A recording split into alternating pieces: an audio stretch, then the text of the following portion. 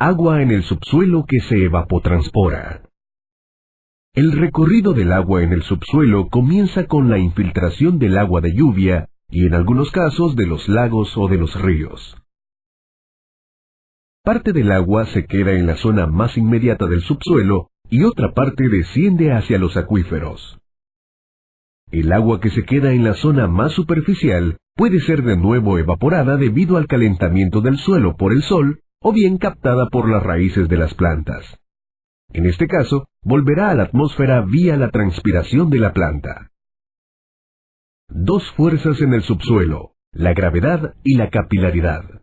El movimiento del agua en el subsuelo depende de la fuerza de la gravedad, pero puede ser modificado o contrarrestado debido a la capilaridad. La capilaridad es un fenómeno físico que se da en los líquidos. Está compuesta por la interacción de dos fuerzas, la cohesión, que es la atracción entre las mismas moléculas de agua, y la adhesión, que es la atracción del agua a la superficie de los sólidos. Veamos cómo interactúan estas fuerzas en el subsuelo. El subsuelo no es algo totalmente compacto, es una suma de partículas sólidas y entre las partículas hay espacios con aire, también conocidos como poros. Podríamos decir que la primera fuerza que mueve el agua entre los poros del suelo hacia las entrañas de la Tierra es la gravedad, pero el agua es atrapada por la fuerza de capilaridad. Esto ocurre por la adhesión que ejerce la superficie de las partículas del suelo. Es como si cada partícula estuviera recubierta por un pegamento que captura agua. También es atrapada por la fuerza de cohesión, pues aun estando la superficie de una partícula del suelo recubierta de agua, ésta puede seguir reteniendo algunas gotas más, debido a la tendencia que tienen las gotas de juntarse entre ellas. No obstante, la cohesión tiene un límite, y habrá un momento en que no podrá contrarrestar la fuerza de gravedad o el llamado de adhesión de la superficie inmediata. Así pues, si sigue entrando agua en el poro, ésta pasará sobre las gotas atrapadas, desplazándose un poquitín más lejos, hasta ser atrapada por la superficie inmediata. Y se repite el fenómeno una y otra vez, y progresivamente las gotas van pasando de poro a poro. Se trata de una constante lucha de fuerzas. El tamaño de los poros en el suelo determina la capacidad de almacenamiento de agua. Las partículas del suelo las clasificamos según su tamaño. Un suelo grueso es arena, un suelo medio es limo, y un suelo fino es arcilla. El tamaño de los poros es directamente proporcional al tamaño de las partículas del suelo. Un suelo fino tiene gran número de poros entre sus partículas, aunque son bien pequeñitos. Un suelo grueso tiene poros mayores, pero en menor cantidad, resultando que, en contra de lo que uno podría pensar, la suma total del espacio existente en los poros es menor que en el suelo fino. Además, en los suelos gruesos, los macroporos son tan grandes que el agua en el centro del poro no puede ser retenida ante la fuerza de la gravedad. En cambio, en suelos finos, los microporos son suficientemente pequeños para retener el agua de la fuerza de la gravedad, ya que al haber más superficie de contacto del agua con el sólido, la fuerza de capilaridad es mayor.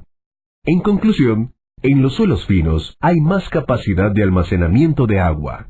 No solo hay más espacio disponible, sino que también hay una fuerza mayor para atraparla.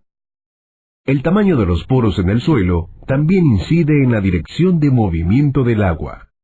En los suelos finos hay mayor capacidad de transmitir el agua lateralmente, ya que la capilaridad tiene capacidad de minimizar la gravedad. En los suelos gruesos, la gravedad tiene mayor fuerza sobre la capilaridad y por tanto hay un desplazamiento más vertical. Permeabilidad o velocidad de infiltración. La permeabilidad de un terreno es la capacidad de permitir que el agua lo atraviese. Se traduce en la velocidad con la que pasa el agua por los poros o las grietas interconectadas en el suelo o en la roca. Los suelos con mayor capacidad de almacenamiento, lógicamente, disminuyen la velocidad con la que el agua los atraviesa. La baja permeabilidad también se encuentra en rocas con pocas grietas que impiden que pase el agua. Relación permeabilidad capacidad de almacenamiento. En conclusión, en los suelos finos, su alta porosidad le permite retener un alto porcentaje de agua, pero tienen muy baja permeabilidad.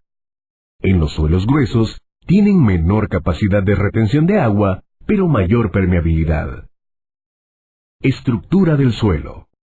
Además del tamaño de los poros, también incide en la permeabilidad y en la capacidad de almacenamiento de agua la estructura del suelo, la cual se refiere a la disposición de las partículas del suelo en unidades estables llamadas agregados, que dan al suelo su estructura, la cual puede ser de formas bien distintas: laminar, en bloque, columnar, suelta, etc.